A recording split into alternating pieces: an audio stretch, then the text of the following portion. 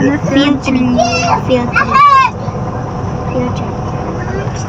Today is December 5. Ito po yung pinaka most exciting part in our school activity na ginagawa po natin sa labas. And I'm sure yearly po, no, ito yung inabangan ng ating mga kids. And for the parents naman po, siguro mas excited sila. Ngayon, no, yung sa part ng mga parents po. Okay. Hey all, it's your overthinker girl here, Francine, and welcome to my vlog.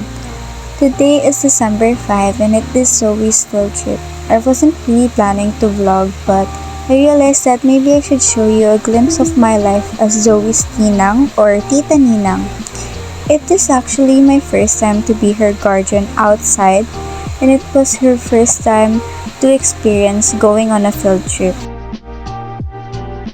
I'm doing the voiceover because, as I've said, I wasn't really planning to vlog, but I wanted to show you guys this moment because I would surely cherish this one. At first, I was doubtful if she's going to enjoy this field trip, knowing that it was historical and kind of boring for their age, but it looks like she's enjoying her friends' company rather than the destinations.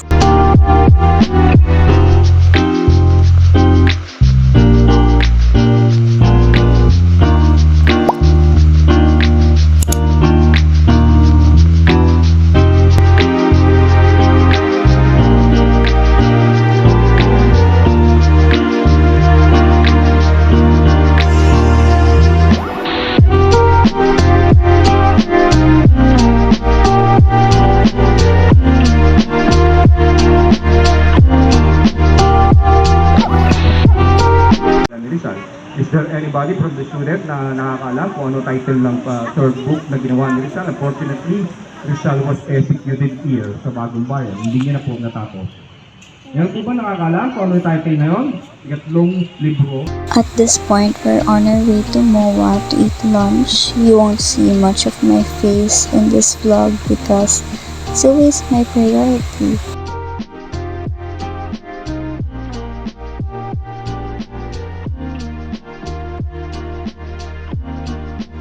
Update!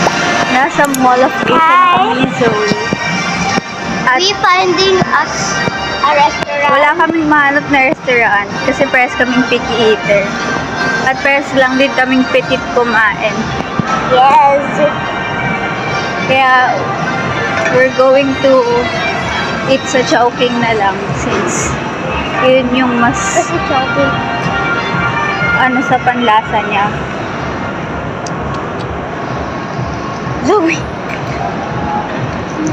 Oh my gosh!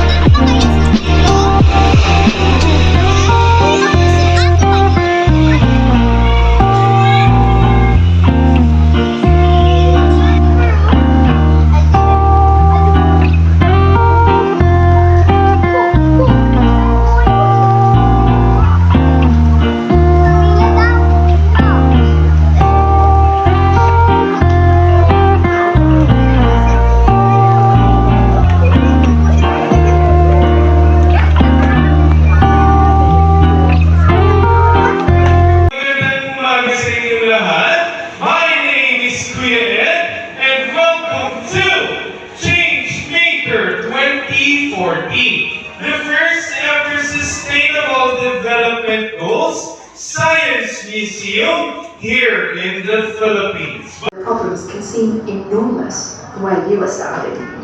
I'm here to nudge you. And funnily enough, the best place to start is right where you are standing, with the person you know best. You. Lots of things you do in your life have an effect on the goals from what you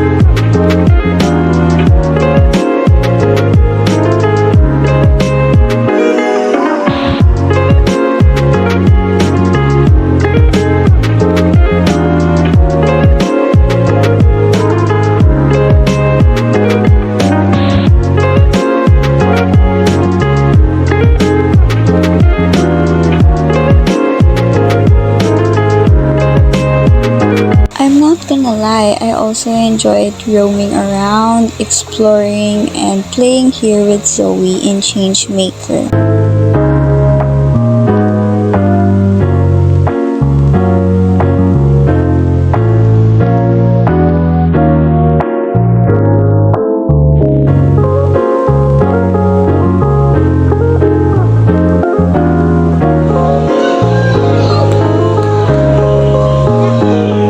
Dapat masishoot mo here.